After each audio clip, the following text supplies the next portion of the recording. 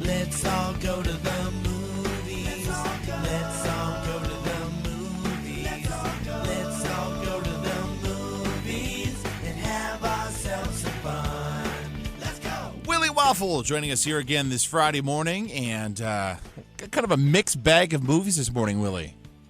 Well, it is a mixed bag. You know, it's really kind of a little something to appeal to a different demographic depending on what you're looking for in a movie. It's very true. Let's start off. Let's go with the Jesse Owens story. Let's go with Race to start things off this morning. Well, yeah, and, a very traditional, very kind of slow-moving, biopic.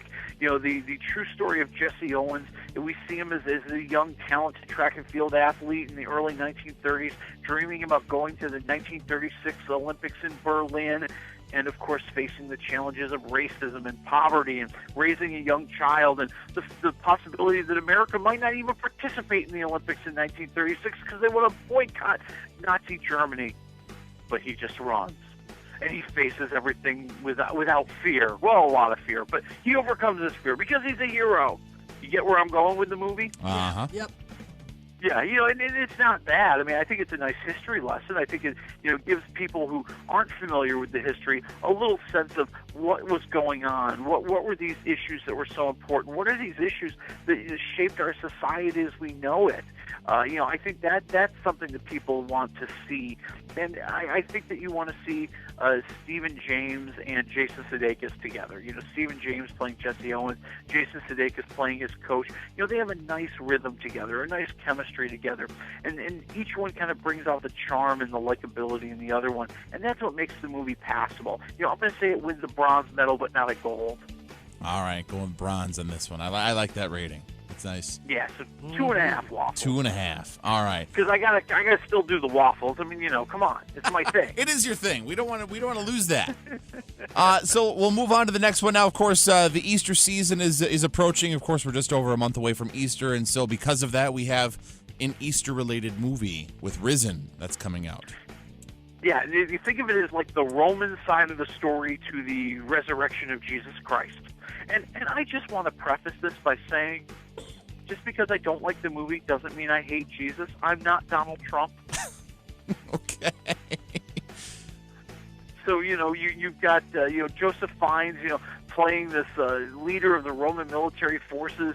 He's been ordered to find the body of Christ because there's a story that he's been resurrected, that he's been meeting with his followers, that he's inspiring the poor to overthrow the regime that currently rules the world. And, of course, as Joseph Fiennes digs deeper, he starts to realize there's something more going on here. And and that's kind of the dichotomy of the movie. On the one side, it's been sold to us as this action thriller, the movie that's about a dogged search for a missing man. But it's not that movie. What the movie truly is the missing man finding his own soul, resurrecting his own soul, finding out what's important to him as he hears the stories, as he meets the followers, as he tries to figure out what's happening in this world. And that movie, I think, should have been made a little bit more. I would say 2 waffles for Risen. Okay. And finally, something completely different from the first two, The Witch. Yeah, and this one was set in 1630 New England. Among this group of pilgrims and Puritans, there's a family that's even too religious for the Pilgrims and the Puritans. Whoa. Yeah, and they throw them out. And now everything that could happen that's bad is happening to this family. Their infant disappears. Their crops are starting to die. Their oldest son goes off into the woods and he comes back like he's possessed. And we have to wonder, is it because of the witch? And they call the movie The Witch, and they showed her in the first 10 minutes. I'm betting on the witch. Good bet. Yeah.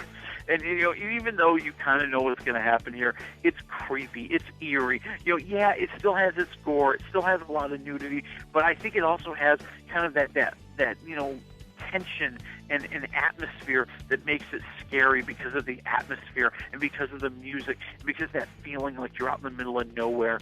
So I'll go 3 waffles for The Witch. Wow, all right. So, Willie, what's going on DVD this week? The movie that should have been Johnny Depp's coronation. The movie where he should have been nominated for an Oscar and sitting there on Oscar night over a week from now.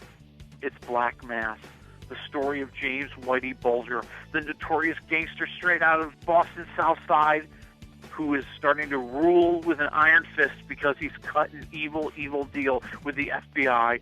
Basically, he's going to rat out all of his competition and get them arrested so he can rule Boston as the crime lord of crime lords.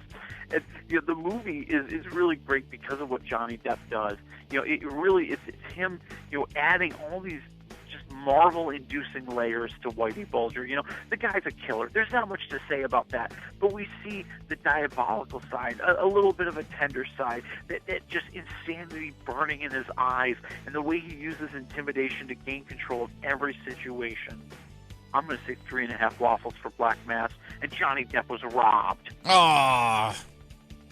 I need to check that one out now that it's available for a renter. I got to rent it. Check it out.